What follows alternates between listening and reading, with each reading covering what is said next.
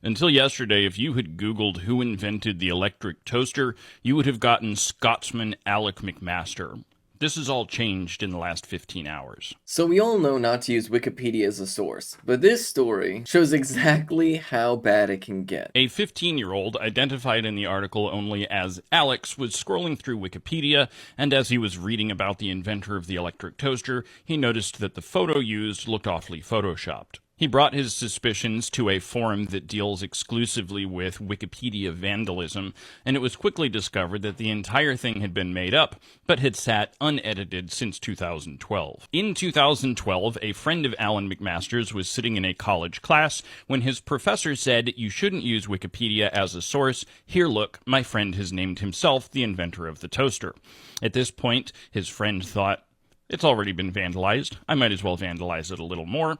And he renamed the inventor of the toaster Alan McMasters after his friend who was sitting next to him in the class. Now again, this article has been sitting there unedited for 10 years, or I should say uncorrected. They've edited it to add sources. Alan McMaster, the inventor of the toaster, even garnered his own entire Wikipedia article. There were schools in Scotland that were naming days after him, and Alan McMaster, up until yesterday, was actually in the running to appear on the next set of Scottish stamps. So this TikTok by Dr. Not a Doctor points out how it was very recently discovered that many people over the past 10 years have been fooled by a fake article about the inventor of the electric toaster. Now, this is really telling, and it's super important because it shows that a lot of people, despite knowing that you shouldn't do research on Wikipedia, are doing their research on Wikipedia, and they're assuming that the sources and whatnot will all be trustworthy.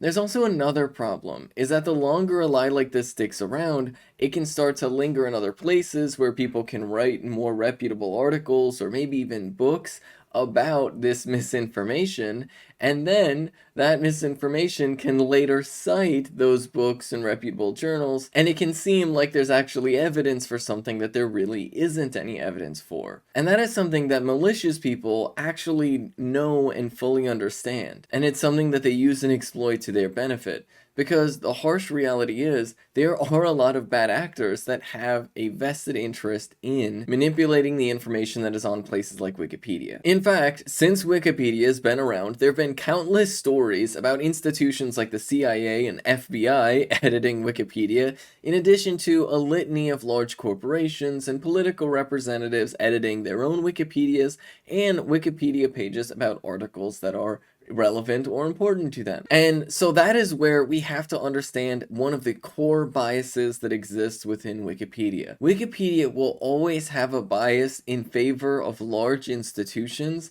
in favor of the incredibly wealthy, and in favor of the United States and capitalism. And the reason for that is very simple. A country like the United States that has both as much money as we do and a vested interest in making sure that our image around the world is cleaned up, and especially internally within the United States is cleaned up from the reality that everybody knows really exists, and the huge amount of giant corporations that also have a vested interest in cleaning up their image, are going to use their excessive time, money, resources, and staff on hand in order to manipulate the information that is available to people. And so anytime you read a Wikipedia page that has any type of political content, you need to understand that it is always going to be deeply biased in favor of Western powers and in favor of large corporations and in favor of capitalism. That doesn't mean that everything is going to be completely invented, like the story about the man who invented the electric toaster, but it does mean that